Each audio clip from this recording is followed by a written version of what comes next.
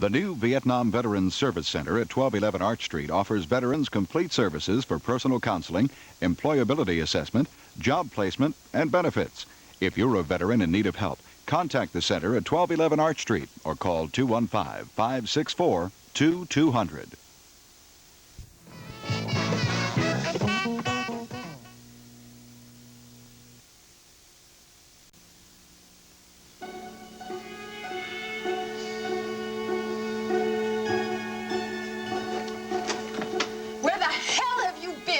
I had to wait for the magistrate to get here. It's all taken care of now. Let's just get this thing over with so I can go home, all right? We better talk about it first. Okay, I'd like to talk to my client alone, please. Okay, call me when you're ready. Now, where exactly are we going for this hearing? Right down the hall to police court. Is there going to be anybody there because I look terrible?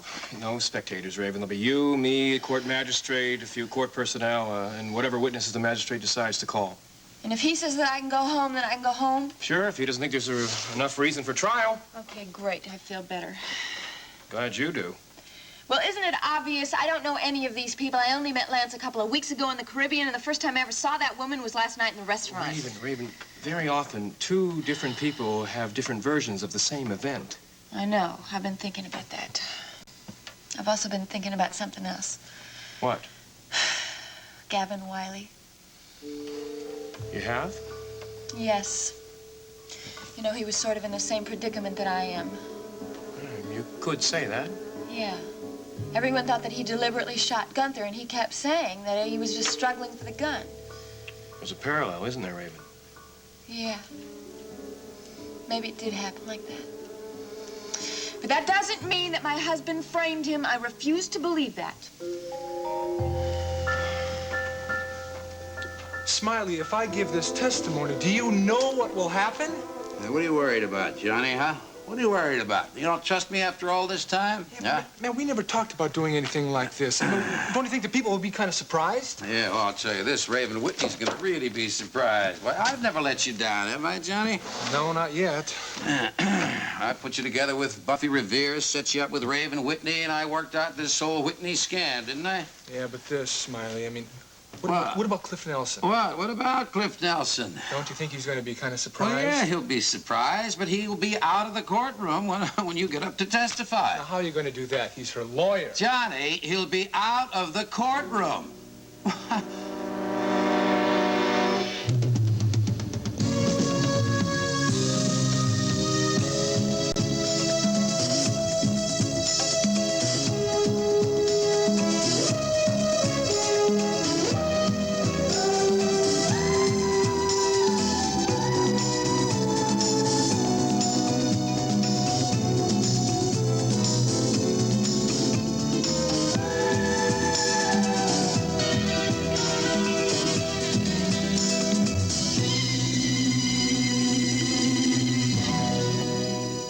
The Edge of Night is brought to you by Duncan Hines Cakes. So moist and delicious, you know they're Duncan Hines. And by new formula Era, a new combination of powerful cleaners concentrated into 1/4 cup.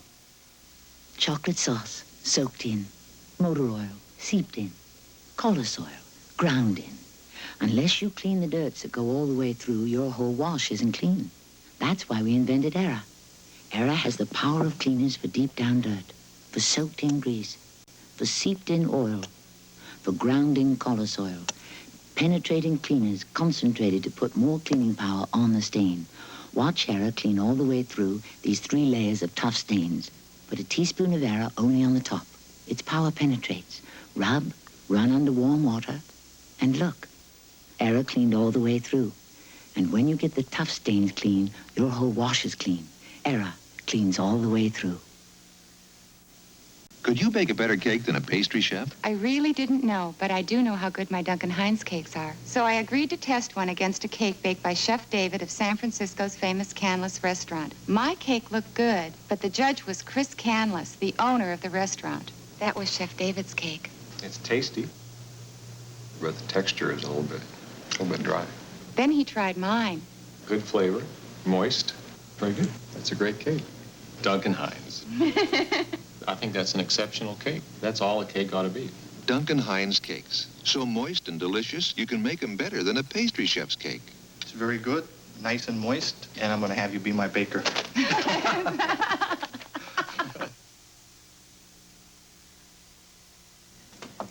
And how about this, guys? Does this look like the real thing or no?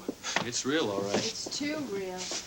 You know, I can't get over how you guys keep congratulating yourselves. I mean, this place was a police station before you found it. Yeah, but it was abandoned. It was filthy and empty. It was the little things that brought it to life. I can see that. Where'd you get all the wanted posters and I'm stuff? afraid that was my contribution. This too? Yeah, you've heard of being booked. Well, that's the book they mean. The desk sergeant has to write down everyone who gets arrested. Mrs. Raven Whitney. There it is. Yeah, this place is great. You saw the little courtroom, right? And we have a real slammer. And that's where you're keeping Raven? You got it. I'd like to give you a little peek at it, but if we ran into Raven, it might mess things up a little bit, you know? I don't want to see her.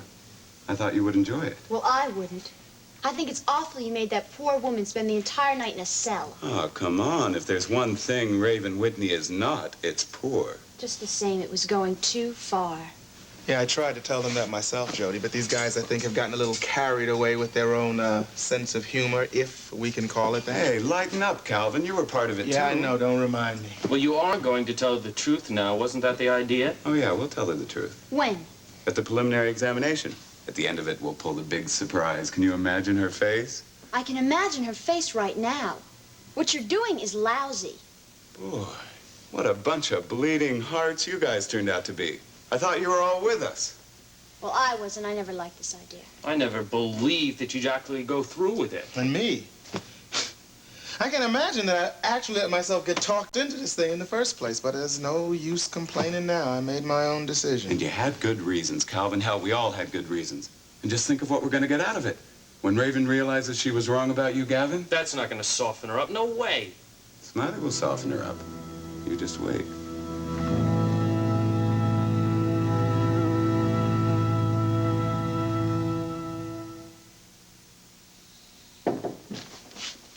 Miles, I'm glad you're here.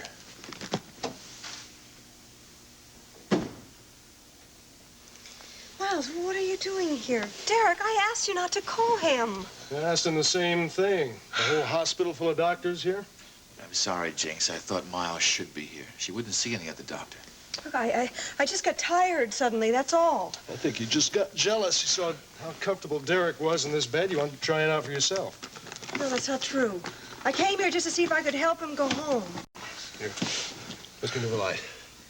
Now, when did it start, this tiredness? Well, it's not really a tiredness, you know. It's kind of a vertigo, dizziness.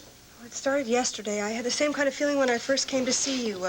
Same thing when I was rehearsing that play. Maybe it's psychosomatic. You were rehearsing another play, weren't you?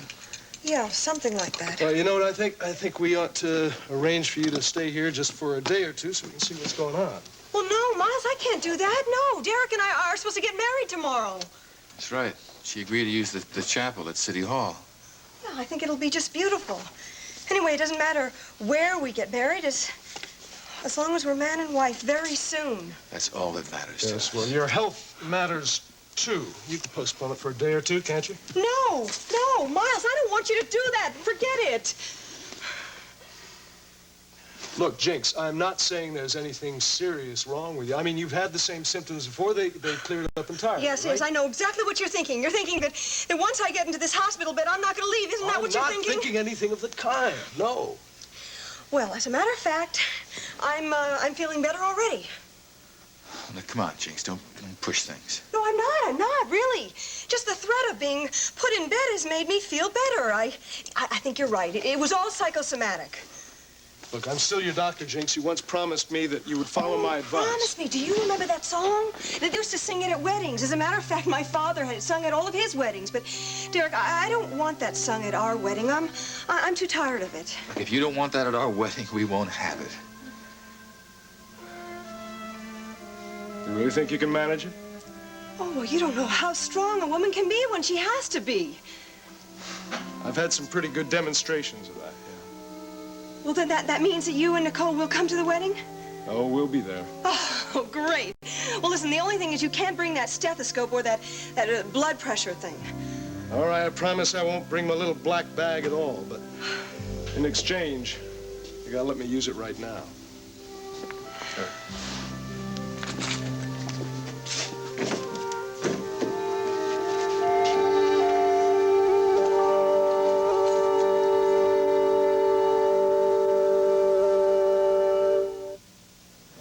Which chicken noodle soup tastes better, Campbell's or Lipton? Watch. This one. It's fantastic. I think we're going to have another spoonful. It's delicious.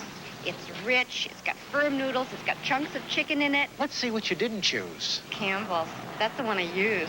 And the one you chose? Lipton chicken noodle. My family's going to love it. In a blind taste test, people chose Lipton 2-to-1. Lipton chicken noodle with meat. The taste that beat Campbell's 2-to-1. So what do you want to do? I'd like to finish the Lipton soup. Your makeup may help hide a wrinkle, but mine can actually help prevent wrinkles from coming along too soon. My makeup is Moisture Whip by Maybelline. Moisture Whip is formulated with moisturizers and Patamate O, so it protects you from dryness and too much sun to actually help prevent wrinkles from coming along too soon. Moisture Whip, beautiful makeup by Maybelline. It's good for you to look beautiful. Thank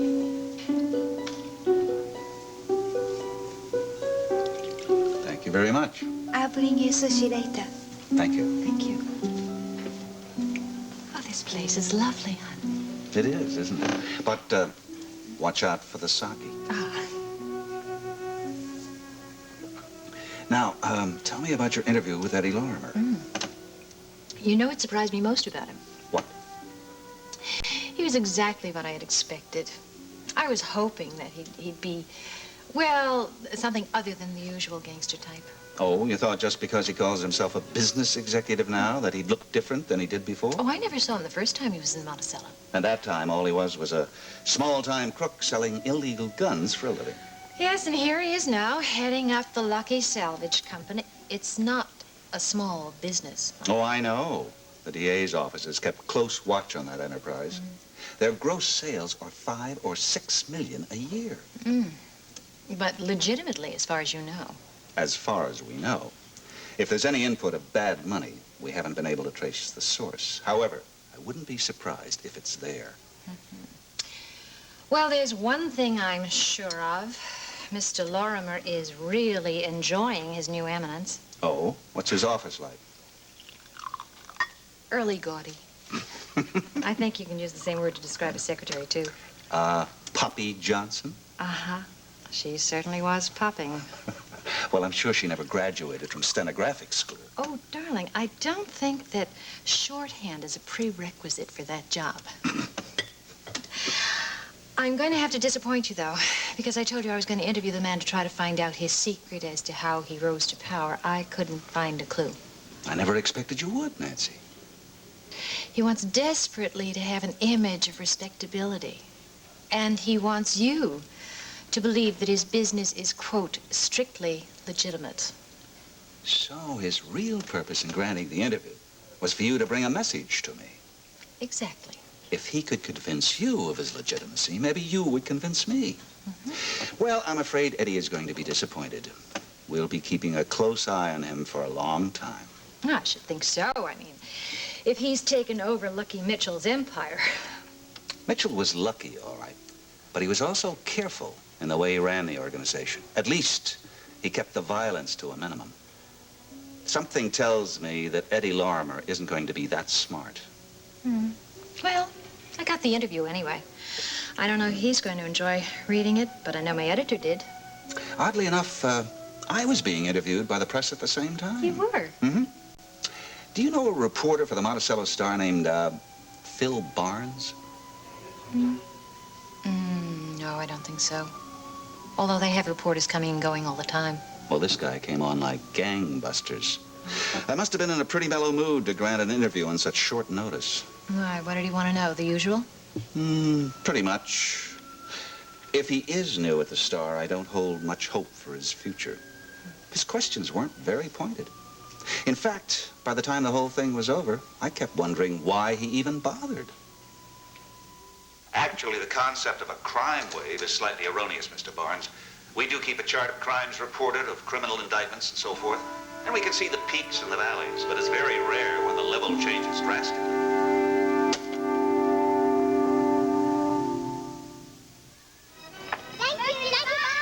You might see Loretta Lynn singing here at the fair, or you may find me out hunting up some good Crisco cooking.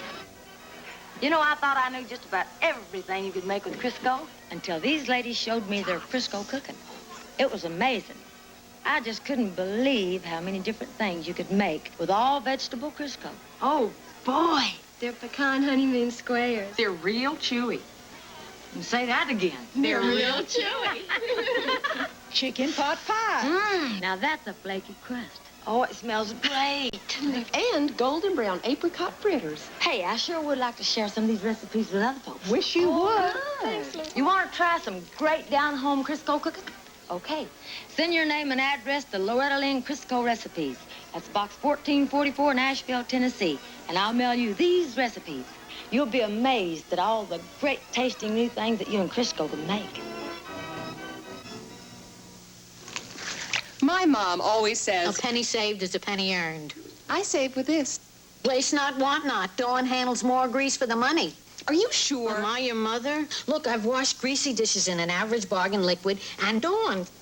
See, Dawn handles more grease for the money. Keeps grease away from dishes. With Dawn, dishes look great. My hands don't feel greasy. They'd look better with a wedding ring. Next time, call. Dawn, handle more grease for your money. Can't see anything. Oh, now watch it, watch it. Oh, just keep moving your keys and she'll never know the difference, okay? Hey, you guys ready? Oh, get ready. Here they come. Raven, it's right in here. Well, at least the place is empty. Well, I told you it wouldn't be. There are no spectators at these preliminary hearings. You sit there. All rise. Police Court, District of Monticello is now in session. Judge Herman Baxter presiding. Be seated. Now then, would the party of the first part make himself recognized here in the courtroom at this time? Your Honor, I'm the attorney. This is my client, Raven Whitney. Yes, I see. The charge here is homicide. It was an accident. I did not kill anyone. Yes, you will have a chance to tell your story, Mrs. Whitney. As I see, you've already made a full confession. I certainly did not. What the judge means is that you've admitted to the arresting officer that you shot the woman. She tried to shoot someone. I just tried to... Enough, Mrs. Whitney. You will not speak until you are asked a question directly. Counsel, I'm surprised at you for not advising your client of the rules and procedure in this court. Your Honor, my client is obviously distressed over the tragic events. It is tragic, too, huh? See, the victim was young, very young.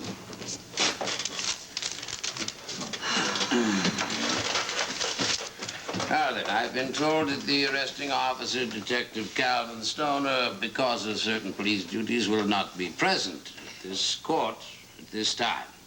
Therefore, we shall begin by calling on the defendant, Mrs. Raven Whitney. Mrs. Whitney, would you take the stand, please? I will be in charge of this investigation. Mrs. Whitney, would you place your left hand on the Bible? Raise your right hand, bailiff. Repeat after me.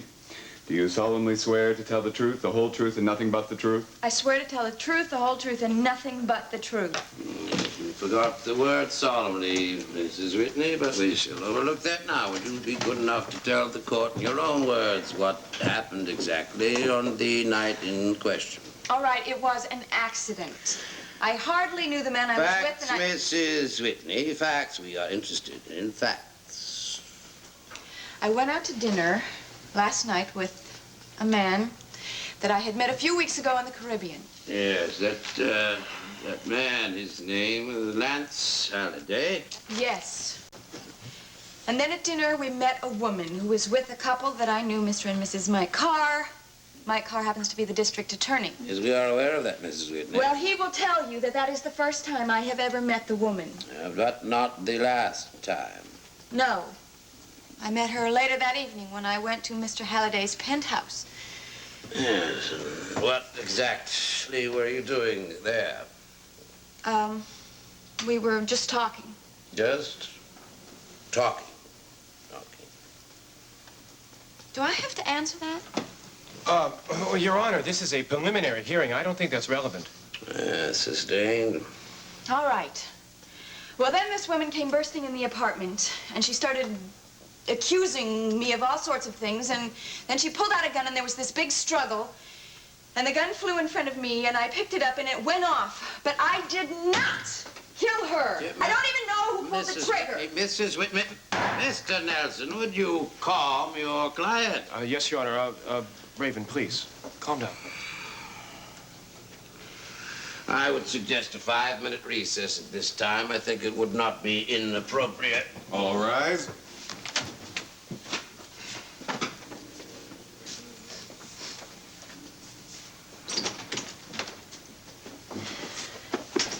Take a break, Manny. Raven, calm down. You gotta take it easy, all right? Everything will be fine. I believed you. I really did. Does he believe me? This place is driving me nuts. No, believe me, this whole thing will be over in just a few minutes. Trust me, okay? Mr. Nelson? Yes. There's a phone call for you. It sounded very urgent. Who would know me here? I don't know, but I suggest that you take it. You can pick it up at my desk. I have a phone call. I'll be right back.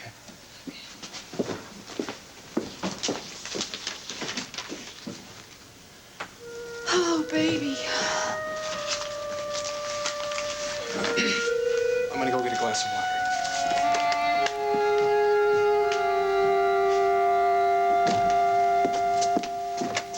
Hello, Cliff Nelson here. Hello? Hello, Cliff Nelson here. Cliff, it's Mike Carr. Mike? How did you know I was here? How'd you get this number? I had to play detective, actually. I came to see you at your office, but you weren't there, and nobody knew where you were. Anyway, I found this number scrawled on a pad. I thought I'd try it. But you came to my office? It must be important. What's so urgent? I can't really talk over the phone, Cliff, but take my word for it. It's an emergency. Emergency? Can you meet me at your office right away? I'll wait for you here. Well, no, I can't, Mike. Well, I'm very busy now. Cliff, I wouldn't do this if it weren't serious. You might even say it's a matter of life and death. Oh, yeah, sure. Hey, Hector, look, it's the district attorney. He's got to see me. Can you guys handle this thing without me? Oh, well, sure, yeah. I don't see why not. It's almost over anyway.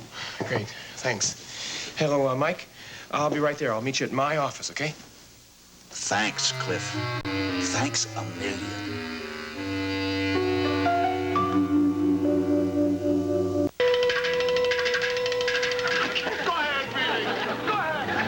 Because I cleaned the sandwiches out from under your bed?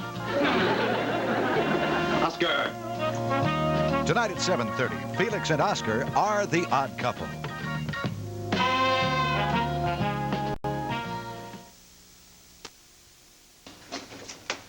All rise. Be seated. Now then, shall we proceed?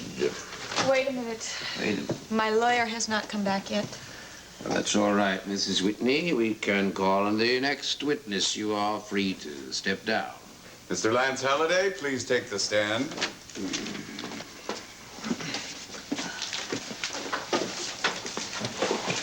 Repeat after me, please.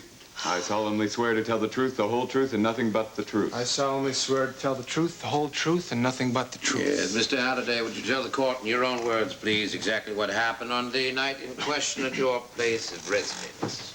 Yes, Your Honor. Mrs. Whitney and I had dinner just as she said. And while we were there, a young lady, Jinx Avery, came up to our table and was introduced to Mrs. Whitney. Well, I should have realized right there that the trouble... Facts, Mr. Halliday. The court must have facts. Facts. Jinx had been my girl for a long time. And do you know how jealous some women can get? Are you telling the court that Miss Avery was a jealous woman? No, Your Honor. I'm speaking about Miss Whitney. Mrs. Whitney. What are you saying? Mrs. Whitney. From what I knew of Raven, Mrs. Whitney, I almost expected a hair-pulling contest right there in the restaurant. Wait a minute! Whitney, please. Well, nothing happened. I don't know, I guess because Mr. and Mrs. Carr were there. But I decided that I better invite Raven back up to my apartment to calm her down. Well, just then the house phone rang, and I learned that Jinx was on her way upstairs. That is not what happened! another outburst like that, Mrs. Whitney, we'll have to remove you from the court. I can't believe that he's making the whole thing out! All the years I have been judge, I have never encountered anything such as this, Mr. Halliday. Mr. Halliday, would you please tell the court what happened after Miss Avery called you on the house phone? Well, I couldn't stop Jinx from coming upstairs. But worse yet, I couldn't convince Raven to leave. Well, suddenly Raven remembered the gun I keep in my apartment for protection. Mrs. Whitney knew of the gun. Yes, Your Honor, I told her about it. It was probably the dumbest thing I'd ever done. Then the gun involved was yours, not Miss Avery's, as the defendant stated. Yes, you can check it out if you like. It's registered in my name. Why are you doing this to me? Well, Raven had the gun out before Jinx even got upstairs. She didn't give the poor girl a chance. Raven Whitney shot Jinx Avery in cold blood.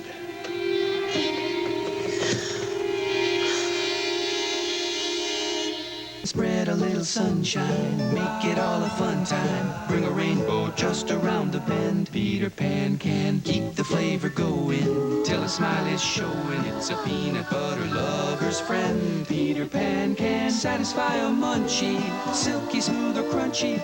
Fresh, rich, creamy Peter Pan. One taste and you'll know why nothing spreads a smile like Peter Pan can, Peter Pan can.